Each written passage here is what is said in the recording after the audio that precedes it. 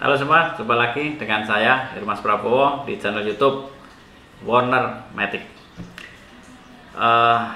Saya ingin menjawab beberapa pertanyaan dari netizen dan juga ada yang pertanyaan langsung ke saya di bengkel Warner Matic. Ada juga yang pertanyaan by WA yang kira-kira pertanyaan begini. Mas Hirmas, ada yang juga manggil Om Hirmas. Kita manasin mobil Matic itu berapa lama sih? Perlu nggak mesin itu dipanasin supaya transmisi Matic-nya itu menjadi awet? Atau apakah kita harus manasin mobil Matic itu sampai berapa lama? Ya, pertanyaan-pertanyaan ini memang kedengarannya sederhana gitu ya, tetapi saya perlu menjelaskan karena transmisi Matic itu memang unik gitu ya. Ada kalanya kita tidak melakukan pemanasan mobil tetapi bisa berefek ke transmisi. Ada yang mau dipanasin mau enggak bandel aja gitu. Jadi ikuti terus video saya, jangan lupa like, komen, dan subscribe karena saya akan menjelaskan lebih detail tentang bagaimana cara panasin mobil Matic atau berapa lama sih sebetulnya mobil Matic itu perlu dipanasin. Oh ya teman-teman, saya punya informasi penting buat teman-teman bahwa Warner Matic melalui unit usahanya WMTC, Warner Matic Training Center, itu menyelenggarakan kursus mekanik spesialis transmisi otomatis. Jadi buat teman-teman semua dimanapun teman-teman berada yang ingin belajar menjadi mekanik spesialis transmisi Matic, silahkan kontak saja ke nomor ini ya, ke nomor WMTC. Nanti akan dijelaskan bagaimana prosedur kursusnya, apa saja materi yang akan diberikan dan paket apa saja kursus itu. Dan saya kira kursus transmisi Matic itu tidak ada di sembarang tempat, dan karena ini ilmu langka, ilmunya yang mahal, sehingga kita akan memberikan kursus yang benar-benar bisa memberikan ilmu dan manfaat kepada teman-teman semua. Jadi nggak usah ragu, nggak usah khawatir. Buat teman-teman yang mau kursus silahkan kontak ya, bisa untuk teman-teman yang mau cari pekerjaan baru, bisa teman-teman yang sudah kerja di bengkel tapi mungkin pengen usaha sendiri, atau teman-teman yang kerja di kantoran terus kemudian ingin buka usaha ya terkait dengan bengkel ini, terkait dengan transmisi Matic ini. Nanti silahkan mendaftar dan kita akan mulai kursus tahap pertama tanggal 12 sampai tanggal 26 April. Jadi bulan besok kita akan mulai, dan asap ya, as soon as possible. Jadi siapa yang cepat ya dia dapat lah, kira-kira dapat kuota yang pertama. Nah sekarang saya mau lanjutkan. Perlu nggak sih manasin mobil Matic itu? Buat transmisi Matic tipe-tipe tertentu memang perlu, terutama transmisi Matic yang penggerak belakang. Kenapa? Karena transmisi penggerak belakang itu cenderung as input atau as intermediate-nya itu panjang.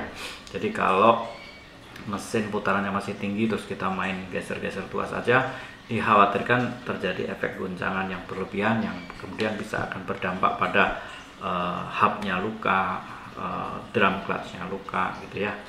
Sehingga memang proses pemanasan itu menjadi penting. Nah, bagaimana dengan penggerak belakang? Bagaimana dengan penggerak depan? Transmisi Matic dengan penggerak depan juga untuk tipe-tipe tertentu perlu dipanasi juga, karena memang meskipun dia berpenggerak depan dengan input shaft, intermediate, dan kemudian output shaft tidak terlalu panjang, tetapi tanpa proses pemanasan kadang dia akan menciptakan guncangan-guncangan yang akan berdampak pada transmisi Matic itu, terutama untuk transmisi Matic yang mempunyai drum clutch di posisi depan dan drum clutch di posisi belakang. Nah itu sangat rentan terhadap guncangan-guncangan itu. Nah, berapa sih idealnya manasin mobil Matic supaya transmisi Matic itu siap kerja gitu ya?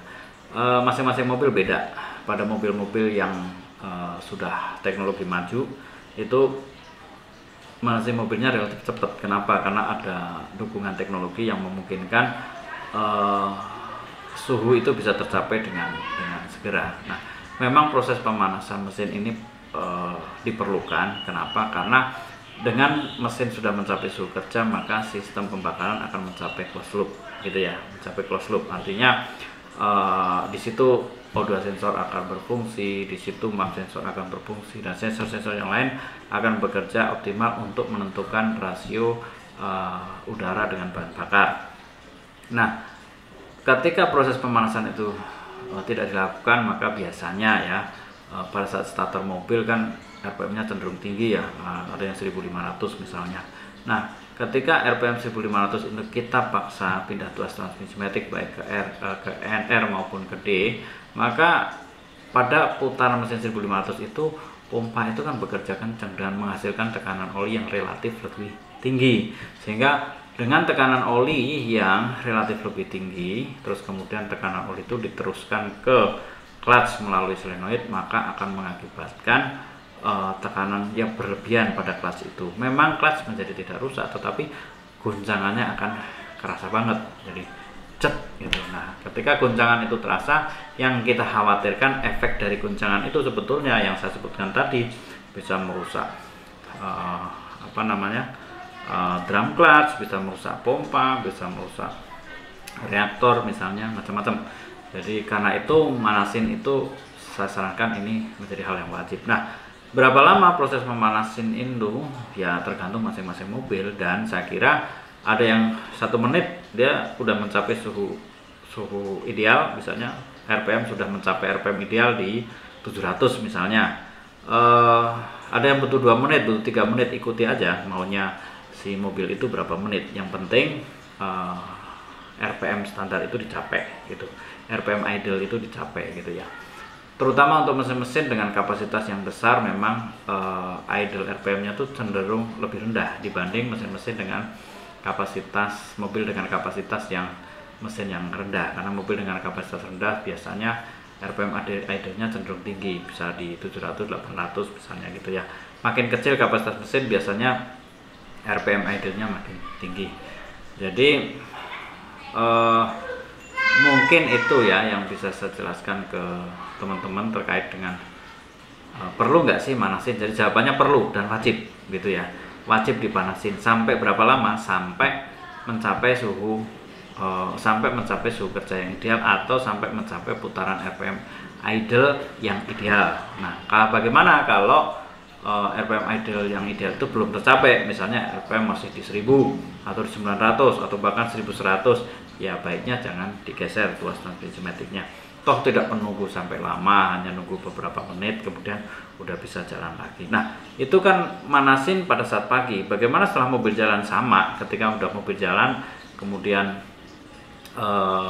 suhu udah turun lagi, terutama setelah parkir agak lama, ketika kita mau start awal ya sesuaikan lagi RPM idle-nya sampai di kondisi RPM idle yang ideal pada spesifik mobil tersebut.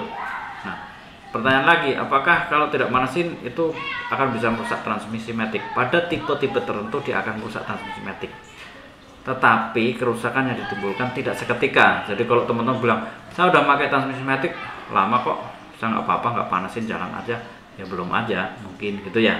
Tetapi pada prinsipnya ya, secara teori itu bisa berpotensi merusak, tetapi tidak berpotensi merusak pada semua transmisi matic, tetapi hanya pada tipe-tipe transmisi matic tertentu saja.